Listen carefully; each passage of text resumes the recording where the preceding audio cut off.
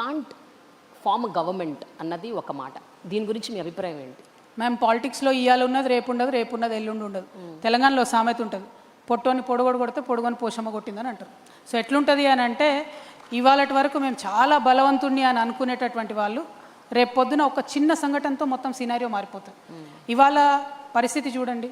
నిన్న మొన్నటి వరకు బండి సంజయ్ గారు అంటే తిరుగులేని బీజేపీ నాయకుడిగా ఇక్కడ పేరుండే. నిన్న జరిగినటువంటి సంఘటనలో వారి అబ్బాయి మీద వచ్చినటువంటి ఆరోపణలో ఆయనంతటా ఆయన స్వయంగా వాళ్ళ కొడుకుని తీసుకెళ్లి పోలీసులకు అప్పచెప్తే ఆ పేరు అట్లానే ఉండేది. కానీ ఇవాళ ఏం జరుగుతోంది?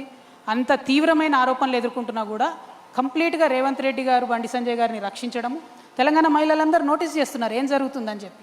అంత గ్రేవ్ ఆరోపణలు ఉంటాయి. పాక్సో కేసు పెడితే, సెక్షన్ 6 లాంటి నాన్ బెయిలబుల్ సెక్షన్ పెడితే కూడా నేను విచారణకు రాను అని వాళ్ళ నుంచి ఒక మెయిల్ పెట్టేస్తే పోలీసు వాళ్ళు అబ్స్కాండింగ్ అని చెప్పి పట్టుకొని జైల్లో వేయకపోతే తెలంగాణ మహిళలు చూడరు అనుకుంటారా అండి? డెఫినెట్గా చూస్తారు, కానీ ఎప్పుడు చెప్పాలో డెసిషన్ అప్పుడు చెప్తారు. కాబట్టి ఇట్లాంటి సంఘటనలతోని ఒక పక్క కాంగ్రెస్ పార్టీ, ఇంకొక పక్క భారతీయ జనతా పార్టీ కంప్లీట్గా ప్రజల యొక్క ఫేత్ని కోల్పోతూ ఉన్నారు. ఈ రాష్ట్రంలో యాజ్ ఆన్ టుడే మనం ఇట్లా మాట్లాడుతున్నటువంటి సందర్భంలో కూడా ప్రతిరోజు 7 మంది ఆడబిడ్డల మీద అత్యాచారం జరుగుతుంది. ఇది రిపోర్టెడ్ ఫిగర్స్ నేను చెప్పేది. అన్రిపోర్టెడ్ ఫిగర్స్ క్రైమ్ విమెన్ మీద ఎంత అవుతుంది అన్నది చాలా భయంకరంగా ఉంది. కానీ ముఖ్యమంత్రి గారు, కాంగ్రెస్ పార్టీ ఏమాత్రం కూడా విశ్వాసం కల్పించలేకపోతా ఉంది. ఇవాళ బండి సంజయ్ గారి విషయంలో ఎందుకు ప్రభుత్వం ఇంత లీనియంట్గా వ్యవహారం చేస్తోంది? అది డెఫినెట్గా ప్రభుత్వం రేపు ఆన్సర్ చేయాల్సిందే. ఇంకొక మాట, ఈ ఒక పక్క వీళ్ళ మీద లీనియన్సీతో వ్యవహరించడం అయితే, ఇంకొక పక్క ఆడపిల్లని బదనాం చేయాలి. ఫస్ట్ ఆడపిల్ల మీద విపరీతమైన వార్తలు వేయడం, అసలు ఆ అమ్మాయి క్యారెక్టర్ ఏంటని మాట్లాడు. వీళ్ళెవరు జడ్జ్ చేయడానికి? అసలు who are you to judge a person's character? ఇష్టం వచ్చినట్టు వార్తలు రాయడం. నేను నిన్న కూడా డిమాండ్ చేశాము, డీజీపీ గారికి కూడా లెటర్స్ రాసినాము, మళ్ళీ కూడా చెప్తా ఉన్నాం. ఎవరైనా సరే ఆడపిల్ల మీద ఇష్టం వచ్చినట్టు రాసినటువంటి ఏ వ్యక్తులైనా సరే వాళ్ళ సోషల్ మీడియా అకౌంట్స్ని తప్పకుండా ఫ్రీజ్ చేయాలి. యూట్యూబ్ ఛానల్స్ ఉంటే వాళ్ళని క్లోజ్ చేయాలి. ఇవి కరెక్ట్ పద్ధతి కాదు, కరెక్ట్ సిస్టమ్ కాదు. Yes, let the courts decide, let the police decide, let them conduct investigation. అవేమి జరగకముందు who are you to do a trial? ఈ మీడియా ట్రయల్ అనేటటువంటి కల్చర్ ఎంత ఎంకరేజ్ చేస్తే ఆడపిల్లలకు అంత నష్టం జరుగుతుంది. కాబట్టి దాన్ని మాత్రం నేను తీవ్రంగా ఖండిస్తున్నా. అట్ ద సేమ్ టైం నేను మొన్న కూడా చెప్పాను, బండి సంజయ్ గారు ప్రధానమంత్రి గారితో స్టేజ్ షేర్ చేసేది లేకుండే. ఒక పక్క ప్రధానమంత్రి గారు, ఇంకో పక్క ముఖ్యమంత్రి గారు, ఈ పక్కన బండి సంజయ్ గారు ఉంటే ఇన్వెస్టిగేషన్ ఎట్లా చేస్తారండి చేసే ఆఫీసర్? పైగా ఒక సిట్ వేయలేదు, జూనియర్ ఆఫీసర్స్ని పెట్టినారు. సో ఇది every which way Revanth Reddy గారు యాంటీ ఉమెన్ అని ఎస్టాబ్లిష్ చేసుకుంటున్నారు తప్పితే ఇదైతే కరెక్ట్ పద్ధతి కాదు. మేము ప్రభుత్వాన్ని డిమాండ్ చేస్తున్నాం, నిష్పక్షపాతంగా ఎంక్వైరీ జరగాలి. ఈ ఎంక్వైరీ అయ్యేంత వరకు కూడా బండి సంజయ్ గారు తప్పుకుంటే బాగుంటుంది వారి పదవి నుండి. హోంశాఖ సహాయ మంత్రిగా వారు ఉన్నప్పుడు నిష్పక్షపాతంగా ఇన్వెస్టిగేషన్ జరుగుతుందంటే నమ్మే పరిస్థితిలో మాత్రం తెలంగాణ ఆడబిడ్డలు లేరు.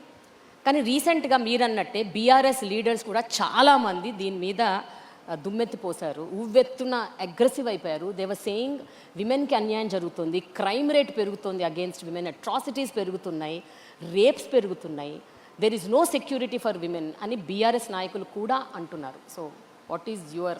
సమస్యను ఏ పొలిటికల్ పార్టీ హైలైట్ చేసినా తప్పులేదు. ఎవరైనా సరే సమస్యను ఏ పొలిటికల్ పార్టీ హైలైట్ చేసినా తప్పులేదు. ప్రభుత్వంలో ఉన్న వాళ్ళ బాధ్యత కదా. ప్రభుత్వంలో ఉన్న రేవంత్ రెడ్డి గారు స్పందించాలి, కనీసం ఇట్లాంటి అంశాల మీద స్పందించి ఏం చేస్తారనేటటువంటి ఒక ప్లాన్ ఆఫ్ యాక్షన్ చెప్పాలి. ఆ విశ్వాసం అయితే కల్పించినట్టు కనిపించట్లేదు. అందుకనే మేము రేపు ప్రధానమంత్రి మోడీ గారికి కూడా లెటర్ రాస్తాం, బండి సంజయ్ గారిని తప్పించండి అని చెప్పి డిమాండ్ చేస్తాం. మీరు రాస్తున్నారా? Yes, definitely. ఓకే. అదే స్టేజ్ మీద ఇంకొకటి జరిగింది మ్యామ్. మొన్న మోడీ గారు రేవంత్ రెడ్డి గారిని అన్నారు హమారే సాత్ జోడో అని. ఓ ఆల్రెడీ జుడికే హై భయ్, వాళ్ళిద్దరు కలిసి ఉన్నారు ఆల్రెడీ. ఆయన ఆర్ఎస్ఎస్ సీఎం అని మేము ఎప్పుడో చెప్పినాం, కొత్త ఏం కాదు. ఆయన బడే బాయ్ చోటే బాయ్ అని డే 1 నుంచి వాళ్ళు కలిసే ఉన్నారు, డిఫరెంట్ కాదు. కాబట్టే ఈ రాష్ట్రానికి రావాల్సినటువంటి అనేక నిధులు రాకపోయినా, ఒక్క సింగిల్ జాతీయ హోదా రాకపోయినా, ఒక్క ప్రాజెక్టుకు కూడా రేవంత్ రెడ్డి గారు ఏమన్నారు బీజేపీని? ఆయన 100 సార్లు పోయి కలిసి వస్తారు ప్రధానమంత్రి గారిని. బీసీ బిల్లులు పెండింగ్ ఉంటాయి, దాని మీద మాట్లాడరు. నేషనల్ ప్రాజెక్ట్ స్టేటస్ పెండింగ్ ఉంటుంది, దాని మీద మాట్లాడరు.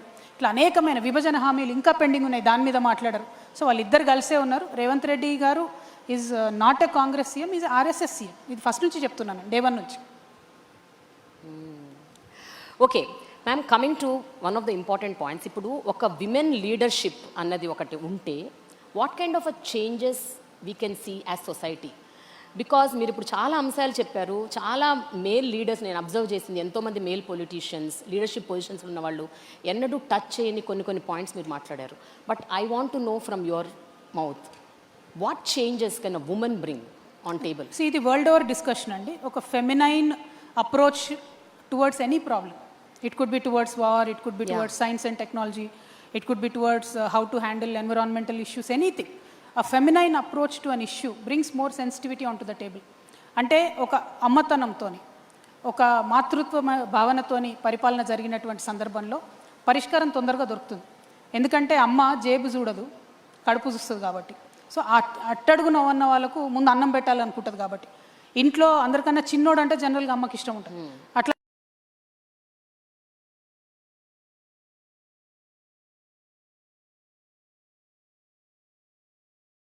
కానీ సమాజంలో అత్యంత వెనుకబడిన వాళ్ళంటే ఆ ఫెమినైన్ అప్రోచ్తో పరిపాలన చేసే ప్రభుత్వాలు ఉన్న కాడ వల్నరబుల్ సెక్షన్స్ని ఫస్ట్ అడ్రస్ చేస్తాం. ఇవాళ ఏ గవర్నమెంట్ అన్నా చూడండి, మీరు అది యూనియన్ గవర్నమెంట్ కావచ్చు, ఇక్కడ మన స్టేట్ గవర్నమెంట్ కావచ్చు, ఇవాళటి వరకు కూడా అండి, మేము ఒక 10 సార్లు నేను రిప్రజెంట్ చేశాను. మెంటలీ ఛాలెంజ్ కిడ్స్ ఉంటారండి, వాళ్ళు ఒక 350 నుంచి 400 మంది ఉన్నారు, ఎక్కువ లేరు. వాళ్ళకి ప్రభుత్వం పెన్షన్స్ ఇవ్వడం లేదండి. అది బీఆర్ఎస్ నుండి కూడా కొనసాగుతుంది ప్రాబ్లము. ఆనాడు ఈనాడు ఎప్పుడు కూడా పుష్ చేస్తున్నాం, రిపీటెడ్గా అపీల్ చేస్తున్నాం. ఎందుకంటే మెంటలీ ఛాలెంజ్ కిడ్స్ ఉన్నటువంటి పేరెంట్స్కి ఏమైందంటే మొత్తం వాళ్ళకు వచ్చేటటువంటి జీతంలో ఒక జీతం అంటే ఇద్దరు భార్యాభర్త సంపాదిస్తే ఒక జీతం అంతా ఆ పిల్లల కేర్కే పోతుంది. సో బేసిక్ పెన్షన్ కూడా వాళ్ళకి ఇవ్వలేనటువంటి పరిస్థితి. ఆ సెన్సిటివిటీ లేకపోవడం. Ultimately what matters in a society is people should be happy. How can people be happy? వాళ్ళకుండా ఫండమెంటల్ ఇష్యూస్ అడ్రస్ చేస్తే హ్యాపీగా ఉంటారు. సో నేను రేపటి నాడు ఏం చెప్తున్నా అంటే విద్య కానీ వైద్యం కానీ ఈ vulnerable sections of the society ఎవరైతే ఉంటారో వారి కోసం ఒక స్పెషల్ కన్సర్న్. ఇట్లా మెంటలీ ఛాలెంజ్ కిడ్స్ ఉన్న వాళ్ళకి మా గవర్నమెంట్ వస్తే ఒక కేర్ టేకర్ని ఇస్తాం. సీనియర్ సిటిజన్స్ ఉంటే ఒక కేర్ టేకర్ని ఇస్తాం. చాలా మంది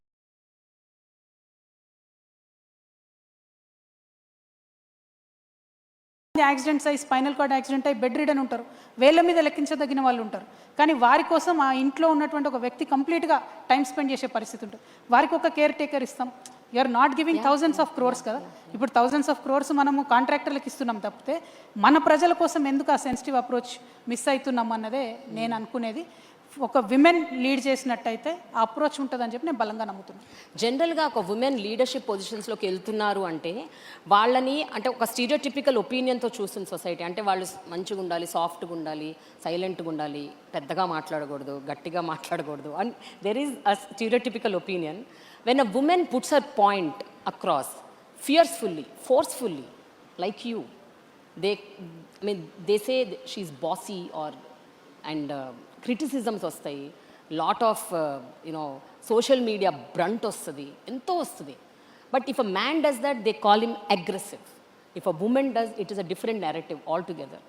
Meeru ivanni experience ayi untaru. So what do you have to say about this? Ma'am, నేను ఫండమెంటల్గా నమ్మేది ఏంటంటే leader should not have a gender. Leader అంటే లీడర్ లాగా చూడాలి. అది ప్రజలు కూడా అలవాటు చేసుకోవాలి. విమెన్ అయినా vulnerable section of the society నుండి వచ్చేటటువంటి నాయకులుగా ఎదగాలనుకునేటటువంటి వ్యక్తులైనా కూడా లీడర్ అనే వాళ్ళకు జెండర్ ఉండదు, కులం ఉండదు అనేది ఫస్ట్ గమనించుకోవాలి. నేను ఓన్లీ విమెన్ని లీడ్ చేస్తానని నేను బయలుదేరితే నేను ఫెయిల్ అవుతా. సపోజ్ నేను ఒక ఎస్సీని అనుకోండి, నేను ఓన్లీ దళిత్ని లీడ్ చేస్తాను బయలుదేరితే నేను ఫెయిల్ అవుతా. సపోజ్ నేను ఒక అప్పర్ కాస్ట్ అనుకోండి, నేను ఓన్లీ అప్పర్ కాస్ట్ని లీడ్ చేస్తాను బయలుదేరితే ఫెయిల్ అవుతా. లీడర్ అనేవాడు అందరినీ సమానంగా చూడగలగాలి. ఈ రూమ్లో ఉన్న వాళ్ళందరూ నా వాళ్ళు అనుకునేటటువంటి వాళ్ళు లీడర్ అవుతాడు తప్పితే ఆ ఒక్క టేబుల్ మీద కూర్చున్న వాళ్ళే నా వాళ్ళు అనుకుంటాడు క్యాడర్ అవుతాడు. సో క్యాడర్కి లీడర్కి ఉండే తేడా తెలుసుకోవాలి.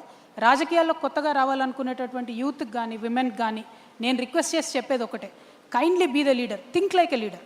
C you'll eventually become a leader with a lot of experience, with a lot of hard work మించి అయితే ఏది లేదు, దానిలో షార్ట్ కట్ లేదు. But to become a leader you should start thinking like a leader. ఒక సామెత ఉంటుందండి, a cat which wants to become a lion should lose its appetite for rats అని. నువ్వు ఎలకలి చంపుదాం అనుకుంటే నువ్వు సింహం ఎట్లయితావు, పులి ఎట్లయితావు, నువ్వు అనుకునే టార్గెట్ నీకు పెద్దగా ఉండాలి. అప్పుడే నువ్వు సింహం లయన్ అవుతావు తప్పితే లేకపోతే పిల్లిలాగానే మిగిలిపోతావు. కాబట్టి ఆ అప్రోచ్ సొసైటీలో వచ్చినప్పుడు మాలాగటి లేడీస్ కావచ్చు, వల్నరబుల్ సెక్షన్స్ నుంచి లీడర్షిప్ చేద్దాం అనుకునే వాళ్ళు కావచ్చు, అరే నాకు పొలిటికల్ బ్యాక్గ్రౌండ్ లేదు, నా దగ్గర పైసలు లేవు, నేను ఎట్లా లీడర్ కావాలనుకునే వాళ్ళు కావచ్చు, థింకింగ్ మారితే అన్ని మారుతాయి అనేది గమనించుకుంటే బాగుంటుంది. మీ అటైర్, మీ డిస్పోజిషన్, మీ ప్రజెంటేషన్ కూడా మారుతూ వచ్చింది ఈ 10 ఏళ్లలో. అక్క అని పిలిపించుకునేవారు ఒకప్పుడు, ఇప్పుడు అమ్మ అని పిలవాలని కోరుకుంటున్నారు. So what is the ideology or philosophy or strategy behind this? అంటే generally people should age in a very dignified manner. And age మారుతున్న కొద్దీ మన భారతదేశంలో అందరూ కూడా అటైర్ మార్చుకుంటూ వెళ్తారు. సరే, వేరే దేశాలలో 60 ఏళ్ళలో 70 ఏళ్ళలో కూడా మళ్ళీ ఇంకా యంగ్గా కనపడాలే ప్రయత్నం చేస్తూ ఉంటారు. But with age people generally keep changing. My attire or my appearance or my thinking has changed very drastically after my experience in the jail. నేను ఆ చూసినటువంటి పావర్టీ కావచ్చు, చూసినటువంటి కష్టాలు కావచ్చు, లైఫ్ చాలా చిన్నది, ఈ చిన్న లైఫ్లో ఏదో పెద్దగా పనిచేయాలని అనుకొని నేను చాలా బలంగా ముందుకొచ్చానండి. మీరు అన్నట్టు why should you think like a mother not like a sister అంటే, సిస్టర్ బాధ్యత కొంతవరకే ఉంటుంది. మదర్ అయితే ప్రాణం పెట్టైనా కుటుంబం కోసం పనిచేస్తాను. నా ఇంట్లో లొల్లైతే నేను ఎంత తపనబడి పనిచేస్తానో, నా రాష్ట్రంలో ఏ మూల లొల్లైనా కూడా నేను అంత తపనబడి పనిచేయాలని అనుకుంటున్నా. కాబట్టి I want to think like a mother, I want to take that responsibility like a mother. I hope people will understand and people will support me. Yeah, but చెప్పండి, మీరు గ్రోయింగ్ అప్ అలాగే రాజకీయాల్లోకి వచ్చిన తర్వాత కూడా ఎంతోమంది విమెన్ లీడర్స్ని చూసుంటారు. ఇందిరాగాంధీ గారి దగ్గర నుంచి Sonia Gandhi, Jayalalithaa, Kanimozhi, so many. What did you learn and unlearn from them if I have to ask? అంటే it is a general question that I'm asking. మీరు ప్రతి ఒక్కళ్ళ గురించి చెప్పక్కర్లేదు, but on the whole if you observe. అంటే నేను జనరల్గా మా ఇంట్లో మా నాన్నగారిని చూసుకుంటూ పెరిగానండి. How do you think like a leader అన్నది నేను వారి దగ్గరే నేర్చుకున్నాను. సరే, ఆయన దగ్గర నేర్చుకున్నాను కాబట్టి, ఆయనతోని నాకు ఆ థాట్ ప్రాసెస్, ఆ క్లారిటీ వచ్చింది కాబట్టి ఇవాళ ఆయన్ని కూడా నేను వ్యతిరేకించగలుగుతున్నాను. డెఫినెట్గా వ్యతిరేకిస్తాను, అనేక అంశాల్లో ఐడియాలజికల్ ఇష్యూస్లో వ్యతిరేకిస్తాను. Father is different, leader is different, but he definitely is the person whom I learnt a lot from. తర్వాత ఇందిరాగాంధీ గారు పుట్టినప్పటి నుంచి, చిన్నప్పటి నుంచి కూడా అందరం చూస్తూ పెరిగాం. Sushma Swaraj is another very very very fine lady. నాకు చాలా ఇష్టం మేడం అంటే. సరే, ఆవిడ బీజేపీ పార్టీ ఐడియాలజీ నాకు డిఎన్ఏ సరిపోదు, కానీ as a person, as a personality she's crazy. I mean she's amazing.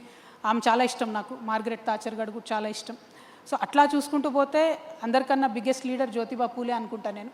ఎందుకంటే ఆయన బాగుపడమే కాదు, నాతో పాటు నా భార్య బాగుండాలి, నా భార్య కూడా 10 మందికి చదువు చెప్పాలి అని ఆ టైంలో అందరినీ, సమాజాన్ని ఎదిరించి ఒక రిఫార్మిస్ట్ లాగా ముందుకొచ్చాడు. తెలంగాణలో అనేక మంది లీడర్స్ ఉన్నారు.